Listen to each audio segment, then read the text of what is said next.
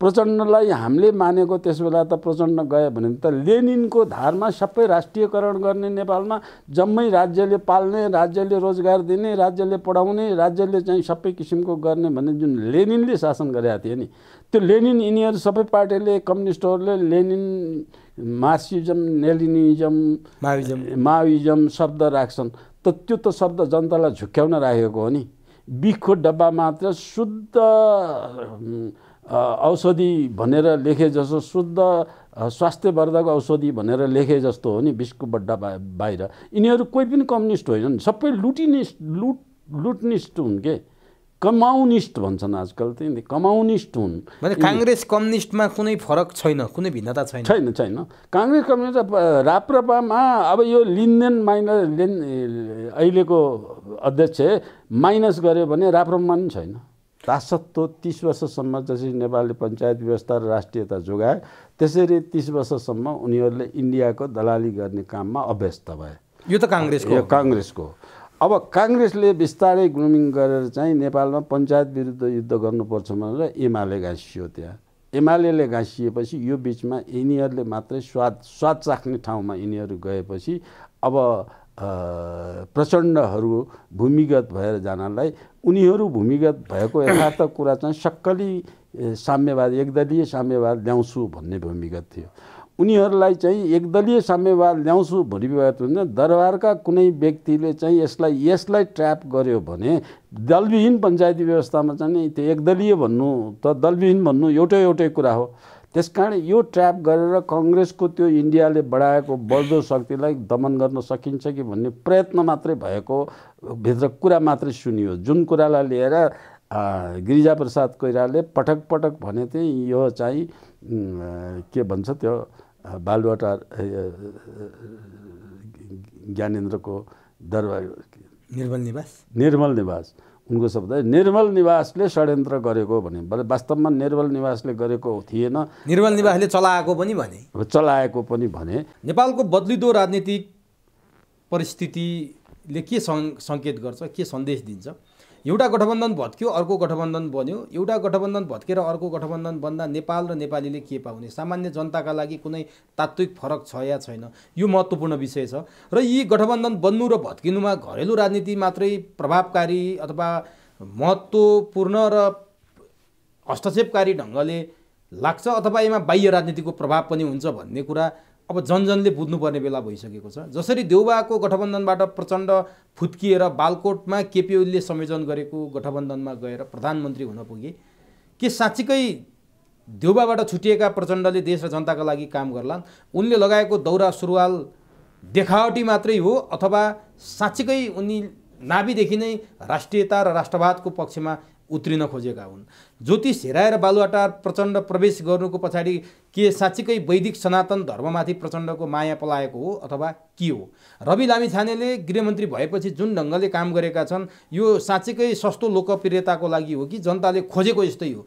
नीतिमा परिवर्तन गर्नु पर्यो कि अब पटक्कै काम गरेर चर्चा परिचर्चा कमाएर देशको विकास र समृद्ध नेपाल बन्छ? यी र यस्तै विषयमा केन्द्रित भएर आज हामी प्राध्यापक डाक्टर शास्त्र दत्त पन्तसँग चुरो कुरोको चुरो बहसमा संवाद गर्दैछौँ। लामो समयपछि म डाक्टर पन्तसँग चुरो कुरोमा अन्तरङ्ग कुराकानी गर्ने अवसरमा लागेको छु र यो अवसर प्रदान गरिदिनु भएको छ डाक्टर साहबले। सबभन्दा पहिला म चुरो कुरोमा डाक्टर शास्त्र दत्त पन्तलाई स्वागत गर्छु। यहाँलाई चुरो कुरोको चुरो बहसमा हार्दिक स्वागत छ। धन्यवाद। निकै लामो समय भयो यहाँसँग अन्तरङ्ग कुराकानी गर्ने अवसर जुड्या पनि थिएन, आज यो अवसर प्रदान गरिदिनु भयो, जुटाइदिनु भयो, यसको लागि डाक्टर साहबलाई हार्दिक धन्यवाद छ। धन्यवाद यहाँलाई पनि। अब जुन किसिमको राजनीतिक परिवर्तन भएको छ नि डाक्टर साहब नेपालमा, जसरी शेरबहादुर देउवाको नेतृत्वमा रहेको 5 दलीय गठबन्धन भत्ताभङ्ग भएर बालकोटले संयोजन गरेको देखिन्छ बाहिर हेर्दा, केपी ओलीले गरेको, त्यहाँ प्रचण्ड प्रवेश गर्नु अथवा त्यो गठबन्धन बनेर प्रचण्ड प्रधानमन्त्री हुनु, यो नेपालको आन्तरिक राजनीतिको किचलो अथवा नेपाली राजनीतिमा देखिएको द्वन्द्व अथवा क्रिया प्रतिक्रिया मात्रै हो कि यहाँ चाहिँ बाह्य राजनीतिको पनि प्रभाव छ भन्दा सबैले भन्छन्, तर तथ्य र प्रमाण केही त्यस्ता फेला परेका छन्? डाक्टर साहब, मैले यहाँबाट सुरु गरेँ।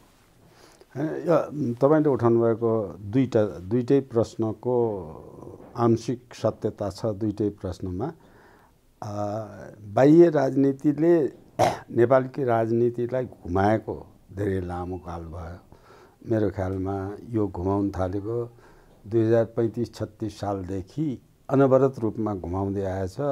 नेपालले विदेशी शक्तिलाई दमन गर्दै गर्दै आएको हो र यो चाहिँ 2058 साल पछिको दरबार हत्याकाण्डपछि विदेशी शक्ति उग्र रूपमा चरम रूपमा बढेर गएको हो। अब यो विदेशी शक्तिको नेपालको राजनीतिमा चलखेल छैन भन्ने कुरा चाहिँ मान्न सकिन्न। अनि नेपाली राजनीति नेताहरूले यो चलखेलले राष्ट्रघाती काम हुन्छ भन्ने कुरालाई सदा सबै दलका सबै अन्तर्राष्ट्रिय जगतले चिन्ने सबै दलका मानिसले चाहिँ यो चलखेल राष्ट्रको लागि घातक हुन्छ, देश विकास गर्न अवरोध हुन्छ। त्यस हुनाले त्यस चलखेलमा हामी चलखेलको पात्र बन्न हुँदैन। हामी त्यो चलखेलका लागि हामी चाहिँ एउटा एजेन्टको रूपमा खडा हुनु हुँदैन भन्ने नेपाली दलका कुनै पनि दलका नेतालाई चाहिँ यो सोचले प्रभाव पारेको मैले देखेन। यो सोचै जन्मेन उनीहरूमा। फलत के भयो भने नेपालका दलहरू सिद्धान्तविहीन, पदलोलुप र धन कमाउने, धनबाट चुनाव जित्ने यति कुरामा केन्द्रित भए सरदरमा भन्यो भने 2063 सालसम्मदेखि आज अझ भनौँ गिरिजा पहिलोपटक प्रधानमन्त्री भएको समयदेखि यो उग्र रूपमा विदेशी चलखेल बढेर गयो र त्यसपछि आजसम्म यो निरन्तर बढेको बढै छ र बढेपछि यति धेरै पकडमा आयो। एमसीसी पास गर्ने बेलासम्म यति धेरै पकडमा आयो कि नेपाली नेता विदेशीले अराएको कामबाट हलचल गर्न नसक्ने अवस्थामा पुगे। अब त्यो चाहिँ दोष मलाई व्यक्तिगत रूपमा भन्नुहुन्छ भने त्यो दोष मैले विदेशीलाई दिन्न। त्यो दोष नेपाली नेताहरूको कमजोरीपनको कारण, नेपालका दलका नेताको निहित स्वार्थका कारण, दलका नेताको धनलोलुपता, दलका नेताको व्यक्तिवादी सोच, सिद्धान्तविहीनताको दलको आचरण, त्यो कारणले यो अवस्था आएको हो।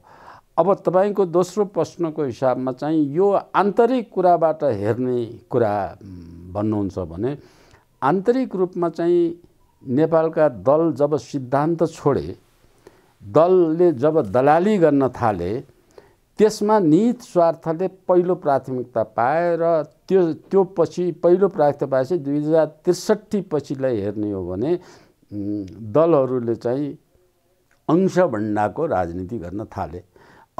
अंशभण्डा केमा भन्दाखेरि चाहिँ राष्ट्रिय ढुकुटीबाट, राष्ट्रिय धनबाट। यसलाई प्रमाणको स्वरूप म दावाका साथ भन्छु कि तिनले खुलेआम नेता औषधि उपचार गर्ने जो अरबपति छ, खरबपति छ, जसले 3 करोडको भन्दा बढ्ता गाडी चल्छ, त्यसले करोडौं रुपियाँ हरेक वर्ष देखिने गरेर सार्वजनिक अनुदान स्वास्थ्य उपचार भनेर लिएका, त्यो एउटा दुईटा प्रमाण होइन, भयभरका दलका भयभरका नेताले चाहिँ लिएका छन्। त्यो बाँड्ने माथि, अंशभण्डमाथिको कुरा हो। अर्को प्रमाण हेर्नुहुन्छ भने यिनीहरू कमाउनकै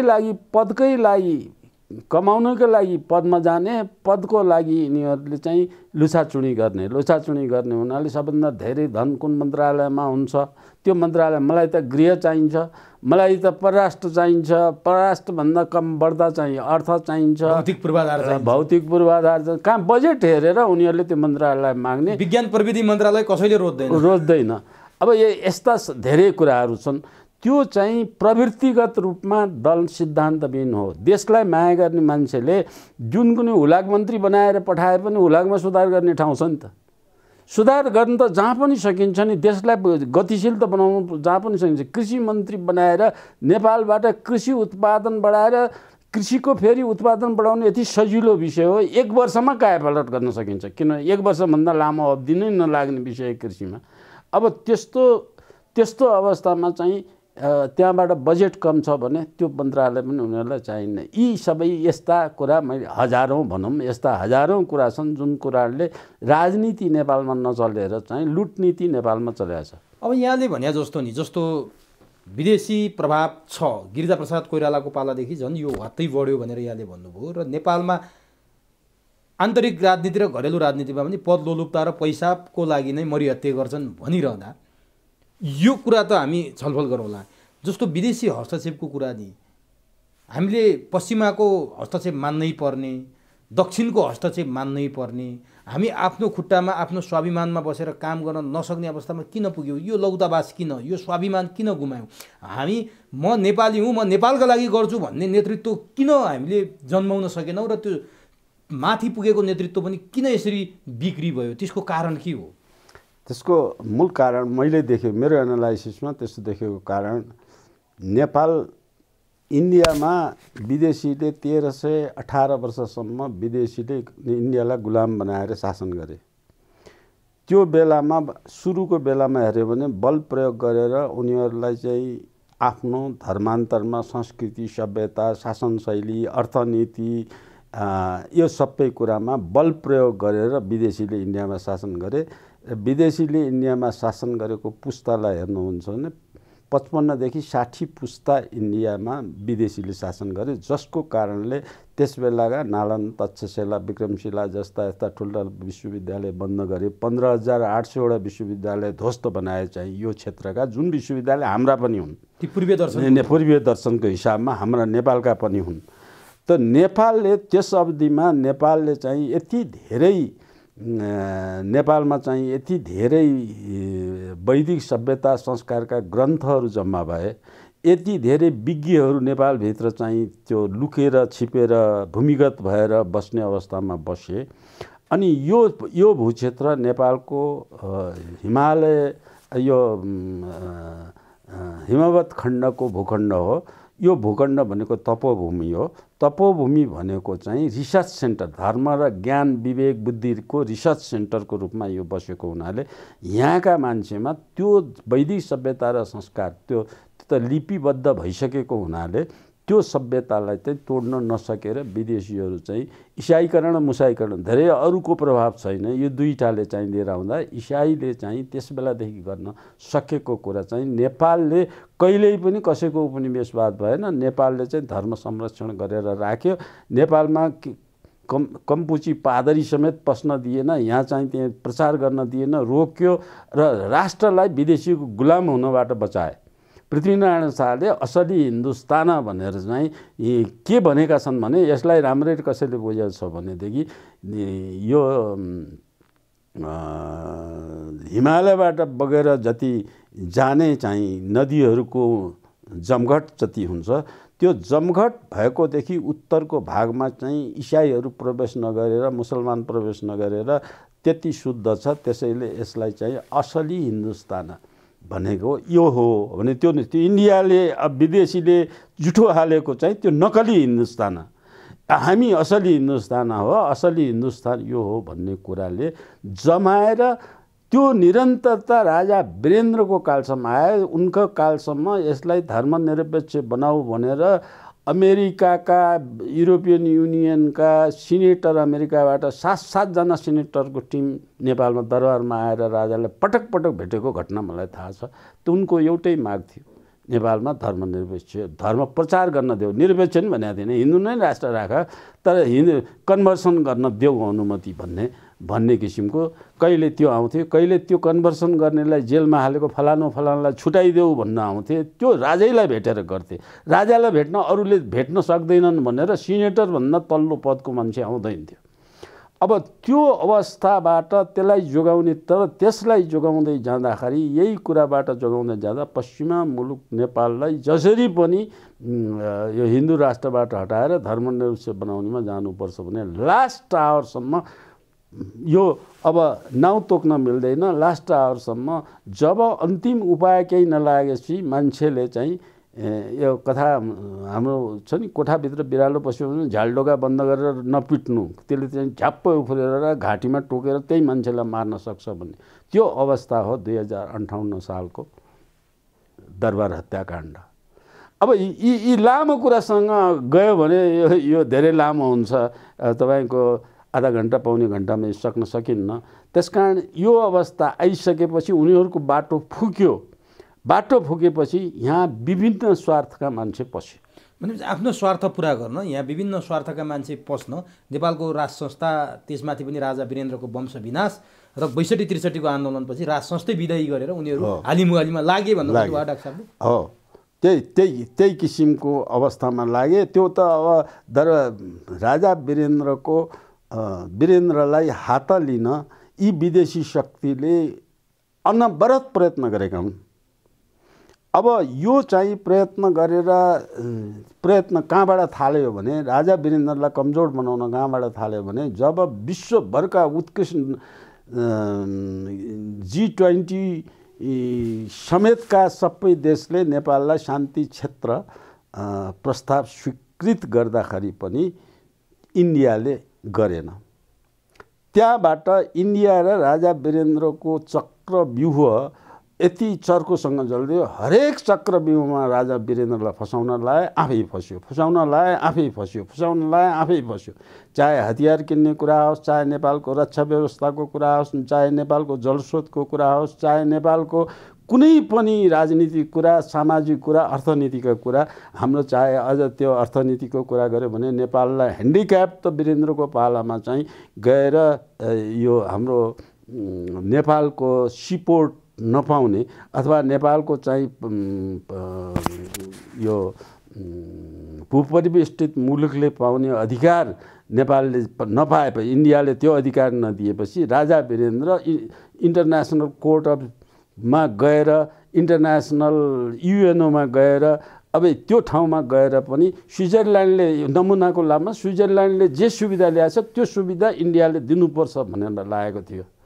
तर इन्डियाले त्यो दिन तयार थिएन। यसको जल्दो बल्दो उदाहरण लियो भने राजाले चाहिँ ड्राइपोर्ट बनाएर नेपालबाट नेपालको आफ्नो ट्रेन लगाएर स्विजरल्यान्डले जस्तो सीपोर्टमा जाने र सीपोर्टको सामान नेपालको सामान नेपालले आफै लिएर आउने भनेर लाग्यो। त्यो गर्दाखेरि राजा वीरेन्द्रको यत्रो क्याल्कुलेसन थियो कि त्यसभन्दा 44% नेपालको सामान सस्तो हुन्थ्यो।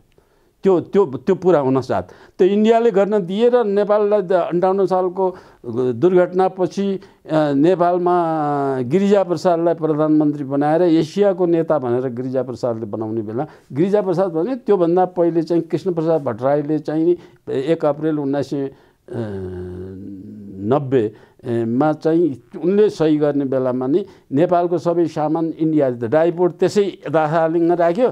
नेपालको सबै सामान चाहिँ इन्डियनले बोक्ने, नेपालीले बोक्न नपाउनेमा सही गरेर आए।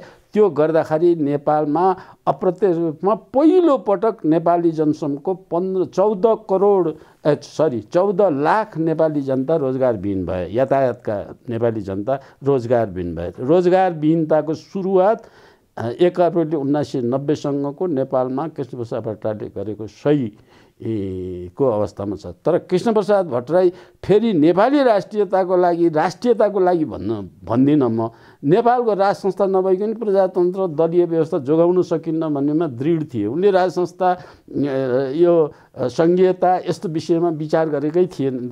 यो अनिवार्य नेपालमा आवश्यक हो, संघीयता चाहिन्छ भनेर सोचेकै थिएनन्। राजा चाहिँ नेपालमा नभए भने प्रजातन्त्र जोगिन्न, नेपाल पनि जोगिन्न भन्ने बिपी धारको कुरा मान्थे भने इन्डियाको यति आदेश पालना गर्थे कि त्यो दाल भात खाएको सट्टा चाहिँ इन्डियाको नेपालको उनको हातबाट गुमेको नेपालको 14 लाख रोजगार गुमेको हो र नेपालको सामान नेपाली वाहनले बोकेर ल्याउन नसक्ने। त्यसपछि अब चर्को रूपमा आए। नेपालले हतियार विदेशबाट किनेर इन्डियामाथि उड्न दिएन, रोकियो कतिपय अवस्थामा। त्यतै शेरबहादुर प्रधानमन्त्री भएकै बेला थियो। त्योभन्दा अगाडि वीरेन्द्रका जम्मै स्किमहरू थिए। यहाँ नेपालमा चाहिँ हतियारको उत्पादन गरेर साउथ एसियालाई नै सप्लाई गर्ने योजना समेत उनले बनाएका थिए। उनले राष्ट्रियताको लागि एउटा हिगो खाली ट्रक 50वटा खाली ट्रक चीनबाट किनेर ल्याएर यो हाम्रो चीनसँग जोडेको राजमार्गबाट खाली ट्रक 50वटा बगाएर लिएर आए। त्यो ट्रकमा चाहिँ हतियार भनेको 2टा चाहिँ हवाईजहाज खसाल्ने, 2टा सानो तोप खसाल्न सकिने 2टा सानो तोप, जम्मा 2टा कोप। त्यो 10-20 हजार डलरको पनि थिएन होला र 50वटा खाली ट्रक किनेर यो बाटोबाट लिएर आए। त्यो किन ल्याइएको थियो भने कुनै हतियार ल्याएर इन्डियाको विरुद्ध गर्ने थिएन कि नेपाल स्वतन्त्र सार्वभौम मुलुक हो, यसले विश्वको जुनसुकै ठाउँबाट जेसुकै किनेर पनि ल्याउन सक्छ भनेर इन्डियाले अवरोध गरेको प्रमाणको रूपमा चाहिँ उनले आयात मात्रै गरेका हुन्, त्यसको जवाफ मात्रै दिएका हुन्। यस्तो जवाफका गर्दै आउँदाखेरि जलस्रोतको कुरा 1 अप्रिल 1990 मा सही गर्नलाई चाहिँ यो नेपालले मान्दै नमानेर आएको जलस्रोत जलस्रोत र डिफेन्स इन्डियालाई दिने भनेर सही गर्न ल्याएको जुन कागजपत्र थियो त्यो कागजपत्रमा सही गरेनन्। त्यसपछि बहुदलीय व्यवस्था घोषणा गरे। नेपाली जनतालाई दिन्छु म, इन्डियनलाई हात काटेर दिन्न भनेर घोषणै गरेर पठाइदिए। त्यो एसके जैन भन्ने, एसके सिंह भन्ने इन्डियाको परराष्ट्र सचिवै त्यो कागज लिएर आएको थियो। अब पछि यस्तै यस्तै यस्तै कुरा बढ्दै बढ्दै जाँदाखेरि अन्तिम रूपमा उनको दरबार हत्याकाण्डको घटना यसरी चाहिँ परिवारै उत्तराधिकारी नै विनाश गर्ने भनेर त्यसबेला लागेको थिए। भाग्यवश चाहिँ उनका भाइ एकजना पोखरामा गएको बेला परेको हुनाले बचेका मात्रै हुन्। तिनलाई पनि पदमुक्त गर्ने षड्यन्त्र, त्यही षड्यन्त्र अन्तर्गत यहाँसम्म आयो। अब यो सबै विदेशी चलखेलको कुरा गर्यो भने नेपाल अब एउटा खाली मरुभूमिकरण भएको देश मात्रै बाँकी सक्यो, अरू त सबै विदेशीले लैसक्यो। अब यहाँले भने जस्तो यसरी हस्तक्षेप अगाडि बढिरहेको छ। जसले देशलाई माया गर्यो, जनतालाई माया गर्यो, देश र जनताको लागि ज्यानै अर्पिन पनि पछि परेन राज संस्था। राज संस्थाको बारेमा यहाँले भनिहाल्नुभयो, भाइलाई पनि पदमुक्त गराइदिए, दाइको वंशविनाश गराइदिए, नेपालमा मरुभूमि मात्रै बनाए। तर यहीँ राजनीति गर्ने नेपाली भनिएका नेताहरू हेर्दा नेपाली जस्तो देखिने, बोल्दा नेपाली जस्तो बोल्ने, पहिरन नेपाली जस्तो लाउने, तर उनीहरू विदेशीका लागि काम गर्न किन बाध्य हुन्छन्? एउटा ज्यान बचाउनलाई बाध्य हुन्छन् कि पैसाका लागि बाध्य हुन्छन् कि के त्यस्तो अप्ठ्यारो आइपर्छ र यिनीहरूले विदेशीका लागि काम गर्नुपर्ने, हेर्दा नेपाली जस्तो देखिनुपर्ने बाध्यता के हो? बाध्यता नेपाली काङ्ग्रेसको बिपी कोइरालाको बाध्यता चाहिँ 17 साल पौष 1 गतेको इगो सिस्टम हो। पहिले त धन होइन, इगो हो। इगो हुँदाहुँदै इन्डियामा गएर त्यत्रो वर्ष इन्डियामा चाहिँ 25-30 वर्ष इन्डियामा बस्दै त्यो इन्डियनले ग्रुमिङ गर्दै गर्दै गयो। इन्डियाले यिनीहरूलाई सशस्त्र युद्ध गर्न लायो, हतियार दियो, बन्दुक दियो, पैसा पुगेन पैसा दियो। अनि नेपालबाट चाहिँ अवैध वस्तु अफ्रिकन कन्ट्रीमा बेचेर त्यसबाट पैसा आर्जन गर्ने वातावरण भयो, रको ग्राफमा गयो। गर्दै गर्दै जाँदा उनीहरूको संस्कारगत रूपमा उनीहरू नेपालीपन छोडेर इन्डियन भइसके कि अब उनको दासत्व 30 वर्षसम्म जसरी नेपालले पञ्चायत व्यवस्था र राष्ट्रियता जोगाए, त्यसरी 30 वर्षसम्म उनीहरूले इन्डियाको दलाली गर्ने काममा अभ्यस्त भए। यो त काङ्ग्रेसको अब काङ्ग्रेसले बिस्तारै ग्रुमिङ गरेर चाहिँ नेपालमा पञ्चायत विरुद्ध युद्ध गर्नुपर्छ भनेर एमाले गाँसियो। त्यहाँ एमाले गाँसिएपछि यो बिचमा यिनीहरूले मात्रै स्वाद चाख्ने ठाउँमा यिनीहरू गएपछि अब प्रचण्डहरू भूमिगत भएर जानलाई उनीहरू भूमिगत भएको यथार्थ कुरा चाहिँ सक्कली साम्यवाद, एकदलीय साम्यवाद ल्याउँछु भन्ने भूमिगत थियो। उनीहरूलाई चाहिँ एकदलीय साम्यवाद ल्याउँछु भनिरहेको हुन्छ। दरबारका कुनै व्यक्तिले चाहिँ यसलाई ट्र्याप गर्यो भने दलविहीन पञ्चायती व्यवस्थामा चाहिँ त्यो एकदलीय भन्नु त दलविहीन भन्नु एउटै कुरा हो। त्यसकारण यो ट्र्याप गरेर कङ्ग्रेसको त्यो इन्डियाले बढाएको बढ्दो शक्तिलाई दमन गर्न सकिन्छ कि भन्ने प्रयत्न मात्रै भएको भित्र कुरा मात्रै सुनियो। जुन कुरालाई लिएर गिरिजाप्रसाद कोइरालाले पटक पटक भने चाहिँ यो चाहिँ के भन्छ त्यो बालुवाटार ज्ञानेन्द्रको दरबार निर्मल निवास उनको शब्द निर्मल निवासले षड्यन्त्र गरेको भने वास्तवमा निर्मल निवासले गरेको थिएन, निर्मल निवासले चलाएको पनि भने त्यो निर्मल निवासले कङ्ग्रेसले सखाप गर्न चलाएको भन्ने कुरा थियो। त्यसमा कुरा उठेको मैले बुझेअनुसार के हो भने राजा ज्ञानेन्द्रले पनि होइन, राजा वीरेन्द्रको पालामा त कुरै उठाएको थिएन, ज्ञानेन्द्रले होइन, दरबारको कोही व्यक्तिले यो कुरा उठाएको हो कि दलविहीन भन्नु र एकदलीय शासन व्यवस्था भन्नु राज संस्था मानेर आउँछ भने त्यो भन्नु उस्तै कुरा हो। त्यसो हुनाले त्यो पञ्चायत व्यवस्थाले गरेको प्रगतिमा अवरोध नआउने भन्ने कुरा चाहिँ कुराको क्रममा दोहोरो कुरा भइ नसक्दै यो चाहिँ गिरिजाप्रसादले यस्तो अर्को तर्क गरेर चाहिँ यो राज संस्थालाई कमजोर बनाउनु। किनभने यसको क्लु गिरिजाप्रसाद त आफै बुद्धि भएका मान्छे त होइनन्, त्यो त कसैको बनी बनाऊ कुरा मात्रै बोल्ने हुन्। उनलाई बनी बनाऊ बोल्ने त इन्डियन एम्बेसी थियो र थियो। उता स्ट्राटेजिक कुरा भयो भने रले हेर्थ्यो। अब त्यो रले बनाएको षड्यन्त्र यसो भनेर ड्राफ्ट गराउने काम त इन्डियन एम्बेसीले गर्थ्यो। एम्बेसडरका उनी भक्त थिए।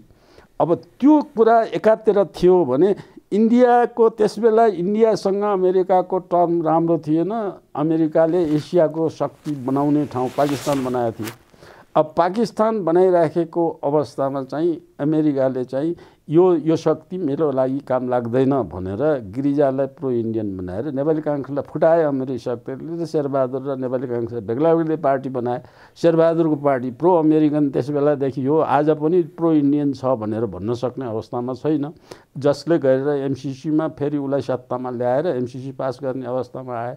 अब यो सबै चलखेलले गर्दा नेपालको इकोनोमी डेभलपमेन्ट भएन, नेपालको राजनीति डेभलपमेन्ट भएन, प्रजातान्त्रिक अभ्यास पनि भएन, प्रशासनिक सुधार पनि भएन, आर्थिक सुधार पनि भएन, औद्योगिक सुधार पनि भएन, रोजगारका सुधार पनि भएन। त्यसमाथि माओवादीको 10 वर्ष जनयुद्धमा जाँदाखेरि युवाहरू सबैलाई छोपेर लैजाने, लुटेर लैजाने, स्कुलबाट भएपछि बाबुआमाले घरखेत बेचेर भए पनि त्यो बन्दुक हान्ने, मर्ने मार्ने ठाउँमा नपठाएर छोराछोरी पजाउन युरोपमा पठाउन थाले। त्यस बेलादेखि युरोपमा पठाउन चाहँदा थाल्दै अहिले आजसम्म लिएर आउँदाखेरि चाहिँ झन्डै 1 करोड नेपाली विदेशमा छन्।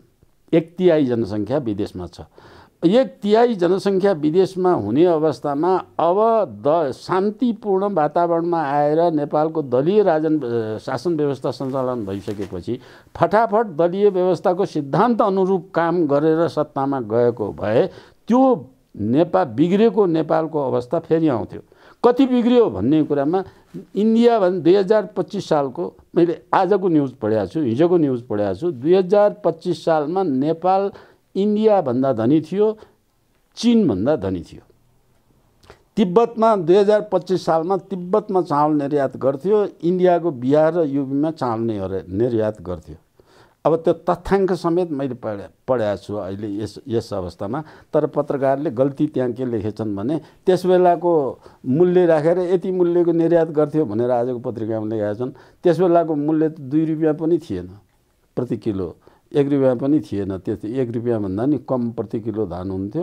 अब त्यस बेलाको मूल्य राखेर जब त्यस बेलाको पञ्चवर्षीय योजना, पहिलो पञ्चवर्षीय योजना 33 करोडको हुने बेलामा करोडौँ 25-50 करोडको निर्यात गर्यो भने त त्यो त कति ठुलो हो त्यस हिसाबले गर्नुपर्छ।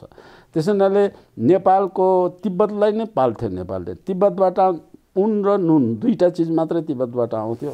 अब सुन पनि ल्याउँथे कसैले, त्यो त क्यासको सट्टा सुन ल्याउने हो। अब त्यो अवस्था त तिब्बतलाई चिनले सराहना गर्थ्यो, माओ सेतुङले सराहना गर्थ्यो, हामीलाई सहयोग गरेका छौ तिमीहरूले भने। अब यो हस्तक्षेपको कुरा गर्नु भने जस्तो काङ्ग्रेसको प्रो अमेरिकन र प्रो इन्डियनको कुरा पनि यहाँले भन्नुभयो, जस्तो कम्युनिस्टहरूमा पनि त्यही देखियो नि। कम्युनिस्टहरू पनि काहीँ न कतै झुकाव भएको, जस्तो प्रचण्डहरू 10 वर्ष भारत बसेर युद्ध गरेको, त्यसमा इन्डो पश्चिमाको सहयोग भएको र 12 बुँदे शान्ति प्रक्रियामा आउँदा समेत प्रचण्डहरू चाहिँ त्यसरी चाहिँ म्यानुपुलेट भए।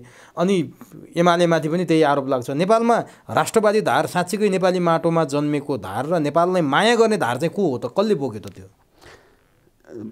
अब व्यक्तिलाई भन्नुहुन्छ भने नेपालमा माया गर्ने धार 2-4 जना छन्। त्यो पनि राज संस्थाको मान्ने हिसाब आधारबाट नेपालमा माया गर्ने धार तपाईँले भन्नुहुन्छ भने राज संस्था बाहेक खास डटेर जीवन बलिदान दिएर आफू ज्यानै फालेर नेपालमा संरक्षण गरेर बस्ने राज संस्था बाहेक मैले कसै देखेको छैन। त्यो धार ठिक हो भनेर लाग्ने नाउँ लिनुपर्छ भने टङ्कप्रसाद आचार्य लिन सक्छु मैले, अनि कीर्तिनिधि विष्ट लिन सकिन्छ, अनि मरिचमान सिंहलाई लिन सकिन्छ। त्यो धारलाई चाहिँ मानेर बस्नेहरू अहिले जीवितहरू कोही छैनन्। अहिले जीवित चाहिँ त अब कीर्तिनिधि छैन मैले देखेको। अहिले जीवितमा चाहिँ त्यो मान्नुपर्छ भन्ने धारमा चाहिँ प्रधानमन्त्री भएको व्यक्ति मैले देख्दिनँ। सबै बिकाउ भइसक्यो। सबै चाहिँ कम्युनिस्टहरू पनि। कम्युनिस्ट त कुनै कम्युनिस्ट त कहाँ छ र? मैले भने कम्युनिस्ट पनि छैन, क्यापिटलिस्ट पनि छैन, प्रजातन्त्रको अभ्यास गर्ने मान्छे पनि छैन। यी त सामन्त अहिलेको कुरालाई विश्लेषण गर्नु भने त यो प्रजातन्त्र पनि होइन, बहुदलीय व्यवस्था पनि होइन, क्यापिटलिजम कम्युनिजम भन्ने व्यवस्था नै होइन। प्रचण्डलाई हामीले मानेको त्यस बेला त प्रचण्ड गयो भने त लेनिनको धारमा सबै राष्ट्रियकरण गर्ने, नेपालमा जम्मै राज्यले पाल्ने, राज्यले रोजगार दिने, राज्यले पढाउने, राज्यले चाहिँ सबै किसिमको गर्ने भन्ने जुन लेनिनले शासन गरेका थिए नि, त्यो लेनिन यिनीहरू सबै पार्टीले कम्युनिस्टहरूले लेनिन मार्क्सिजम लेनिनिजम माओइजम शब्द राख्छन्। त त्यो त शब्द जनतालाई झुक्क्याउन राखेको हो नि। बिखको डब्बा मात्र शुद्ध औषधि भनेर लेखे जस्तो शुद्ध स्वास्थ्यवर्धक औषधि भनेर लेखे जस्तो हो नि बिस्कुट बड्डा बाहिर। यिनीहरू कोही पनि कम्युनिस्ट होइनन्, सबै लुटनिस्ट हुन् के, कमाउनिस्ट भन्छन् आजकल त्यही कमाउनिस्ट हुन्। भने काङ्ग्रेस कम्युनिस्टमा कुनै फरक छैन, कुनै भिन्नता छैन? छैन। काङ्ग्रेस कम्युनिस्ट राप्रपामा अब यो लिनदेन अहिलेको अध्यक्ष माइनस गर्यो भने राप्रपामा पनि छैन। अब यहाँले कोही मान्छे नदेखिरह बेला अहिले जुन गठबन्धन बन्यो नि, शेरबहादुर देउवाको नेतृत्वमा भएको गठबन्धनबाट चुनाव लडेका प्रचण्ड बालकोट पुगे। केपी ओलीसँग उनी लगभग पानी बाराबारको अवस्थामा पुगेका थिए। बालकोट पुगेर गठबन्धन बनाए र अहिले नयाँ सरकार बनेर नेतृत्व गरे प्रचण्डले। यसलाई सामान्य रूपमा लिने कि असै यहीँको हाम्रो आन्तरिक गेम थियो कि बाहिरको गेम थियो? मैले यहाँनिर जान्न खोजिरहेको छु भन्दा होइन, यो बाहिरको गेम आन्तरिक गेम त्यति चर्को यो अवस्थामा त्यति चर्को होइन। बाहिरको गेम पनि छ। बाहिरको गेममा चाहिँ अब इन्डियन पत्रिकाहरूले लेखे अनुसार नेपाल मुभ टुवर्ड्स चाइना भनेर चाहिँ बाहिरको गेम इन्डियन भनेका छन्। तर चाइनाको मैले विश्लेषण गर्दाखेरि चाइनाको आन्तरिक मामलामा हस्तक्षेप गर्ने हस्तक्षेपकारी भूमिका अहिलेसम्म चाइनाले खेलेको छैन। तर यो अहिले चाइनाले के मात्रै कुरा छ भने आन्तरिक मामला तिम्रो हो, कम्युनिस्ट नफुट, यति कुरा चाइनाको चाहिँ नेपालका दल साम्यवादी दलको बिचमा चाइनाको हो। अब त्यो कुराको अडान लिएर चीनले बसेको हुनाले चीनले कहिल्यै पनि नेपालमा नाकाबन्दी नगरेको, असहयोग नगरेको, नेपालले चाहिँ हामीलाई 25वटा सामानलाई भन्सार कर नलागिकन चीन पठाउनलाई अनुमति देऊ भन्दाखेरि 100वटा किन 1000वटा ल्यायो भने 1000वटा दियो। त्यस्तो उदार हो नेपालप्रति चीन। त भूबनोटको कारणले अलिकति अप्ठ्यारो पर्खाल हिमालय पर्खाल भएको हुनाले सहज नभए पनि त्यो भएको यो कुरा सत्य हो भनेर त चीनले नै साबित गर्यो। सबै नाका खोलिदियो, सबै सामान आयात गर्न दियो। नाका ब्लकेट गरेको भन्ने होइन, एउटा दुईटा छोड्ने अनि अलिकति यो गठबन्धन बनेकोमा चीनले चाहिँ अलिकति मेरो समर्थन छ है भन्न खोजे हो। त्यो भन्न खोज्यो। यसले आयो अब अहिले पोखरामा गएर चिनिया राजदूतले चाहिँ पोखरामा गएर बिआरआईकै अंश हो एयरपोर्ट भनेर भने बिआरआई कन्टिन्यू छ भन्ने कुरामा प्रमाणित गरे। अब त्यसपछि उनले नै भनेअनुसार चीनबाट चाहिँ यो हिमालय अन्डर छेडेर आउने ट्रेन जुन रेल ल्याउने भनेर हो। यो रेल ल्याउने विषयमा मेरो यहाँसँग मेरो एउटा प्रश्न छ। जस्तो हामीलाई त कतैबाट पनि रेल चाहिएको छैन भन्ने आवाज उठ्न थाल्यो के। यो चाहिँ हाम्रो दिल्ली रमन रेग्मीका छोरा मदन रेग्मीले चाहिँ लेख्नु भएको कुरा। हामीलाई कतैबाट पनि रेल चाहिएको छैन, हामीलाई त 4 देखि 6 लेनको बाटो भए पुग्छ। रेल ल्याउने क्रममा एउटा छिमेकीले 20-25 वर्ष लगाउने, अर्कोले नेपाललाई रेल ल्याउनेमा 4-5 वर्षमा भ्याउने पो देखिरहेको छु। तसर्थ हामी बाँच्ने हो भने यी भारत र चीनको रेल हाम्रो सिमानासम्म मात्र आउन दिनुपर्छ। अरूको स्वार्थको लागि हामी मर्न हुन्न, रेलै चाहिन्छ भन्ने हो भने हामी आफ्नै रेल चलाउँछौँ, मित्र राष्ट्रले सहयोग गरे हुन्छ भनेर उहाँले लेख्नुभयो। त्यो रेल चाहिँ हामीले ल्याउने भयौँ। यहाँले भने जस्तो रेल पहाडै छेडेर आउने भयो, भारतको रेल पनि आउने भयो, चीनको रेल पनि आउने भयो। तर हामीले रेलमा के पठाउने त? यो त उनीहरूको व्यापारको लागि हामीले कनेक्टिभिटीको काम भन्दा त अर्को गर्ने अवस्था देखिएन। रेलमा हामीले के कुरा एक्सपोर्ट गर्छौँ त? तपाईँले यति महत्त्वपूर्ण प्रश्न उठाउनु भयो। यो प्रश्नको जवाफ मलाई भन्नुहुन्छ भने एउटा छोटै भिडियो बनाउनुहोस्। अनि म धेरै कुरा छ। म एउटा दुईटा उदाहरण म छुट्टै रेलको बारेमा म हजुरसित कुरा गर्नेछु। रेल मात्रै होइन, अब हरेक कुरा रेलसित जोडिएको पूर्वाधारसँगको सबै कुरा छ यसमा। म कुनै छुट्टै गरौँला अहिले ठ्याक्कै यसलाई अब अहिले चाहिँ सामान्यतया तपाईँ भन्नुहुन्छ भने मदन रेग्मीले भनेको कुरा जायज हो, त्यो मैले त्यसलाई जायज मान्छु।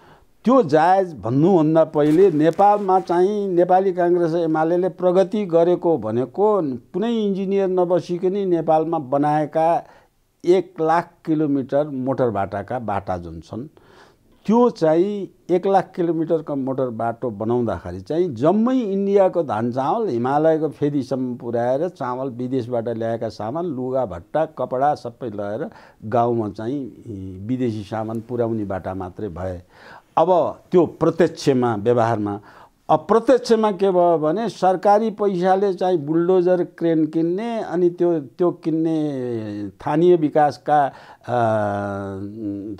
विकास नभनौँ, स्थानीय सरकारका दलका 800-500 भरौटेहरूलाई चाहिँ गरी खाऊ भनेर चाहिँ राज्य धनले त्यहाँ बाँडेर पुर्याउने अनि त्यही धनले नेपाल भत्काउने, नेपाल डिजर्टिफाई गर्ने, नेपालको अनि इन्डियन लागतमा नेपाली नागरिकले चाहिँ नेपालमा उद्योग धन्दा कल कारखाना चलाउने, इन्डियन नेपाली नागरिकलाई चाहिँ जेल पठाएर पैसा लुटेर इन्डियाले लैजाने, अनि पहाडमा चाहिँ बाटोले पहिरो लगाउने, बाटोले मेलम्ची खानेपानी जस्तो त्यो यही बुलडोजर र क्रेनको कारणले भत्केर चाहिँ जम्मै जनतालाई बासविहीन बनाउने, नेपाली यो पानी मात्रै होइन त्यहाँका बासिन्दालाई उठीवास समेत गर्ने कुरा चाहिँ यही बुलडोजर क्रेन थानिए यही 1 लाख किलोमिटर बाटोको प्रतिफल हो, जो इन्जिनियर त्यसको अधिकांश भाग बिना इन्जिनियर निर्माण गरेको छ। अब यो जस्तै कुरा हो, यो कुरा मैले लेखेका लेखहरू त्यसबेला पञ्चायतकालदेखि लेखेका लेख भने हरेक ट्रक नेपालमा हरेक एउटा बस मैले लेखेको छु त्यसबेला, एउटा नेपालमा बाटो बनाउँदाखेरि एउटा बस बराबरी 20वटा ट्रक हुनुपर्छ। 100वटा बस नेपालमा चल्छन् भने अनि 2000 ट्रक चल्नुपर्छ। त्यो ट्रक चाहिँ टु वे भारी बोकेर जानुपर्छ। अब त्यो भारी बोक्ने नेपालमा के भने यहाँ जुम्लामा मोटर बाटो किन लैजाने भने इन्डियाको चामल लगेर जुम्लामा खान लागि मोटर बाटो त कुनै अर्थ छैन। जुम्लाबाट फर्केर आउँदा जुम्लाको स्याउ इन्डियामा लगेर 1 ट्रक इन्डियाको चामल जुम्लामा पुग्दाखेरि 20 ट्रक चाहिँ नेपालबाट स्याउ बोकेर इन्डियामा गएर व्यापार गर्ने हुनुपर्यो, जडीबुटी हुनुपर्यो, उद्योगका सबै किसिमको सामान हुनु। त्यो क्याल्कुलेसन नेपालमा अर्थशास्त्री नै छैन जस्तो लाग्छ कि। म त अर्थशास्त्री होइन, म त राजनीतिशास्त्री हो, प्रशासनको विज्ञ हुँ, तर म अर्थशास्त्रको विज्ञ होइन। तर नेपालमा अर्थशास्त्र बुझेका मान्छे छन् जस्तो मलाई लाग्दैन कि। त्यो अवस्था नभइकन सडक किन बनाउन थालियो भन्ने छ। अब त्यो अवस्था राष्ट्रिय मूल नीति नभइकन विकासका योजना किन बनाउन थाले भन्ने प्रश्न छ। राष्ट्रिय मूल नीति नै छैन, विकासका योजना व्यक्तिले चलाएछन्। अहिले बहुदलीय व्यवस्था आइसकेपछि विकासका जम्मै काम जुन मन्त्री हुन्छ त्यो मन्त्रीले आफूले चाहे अनुसार गर्न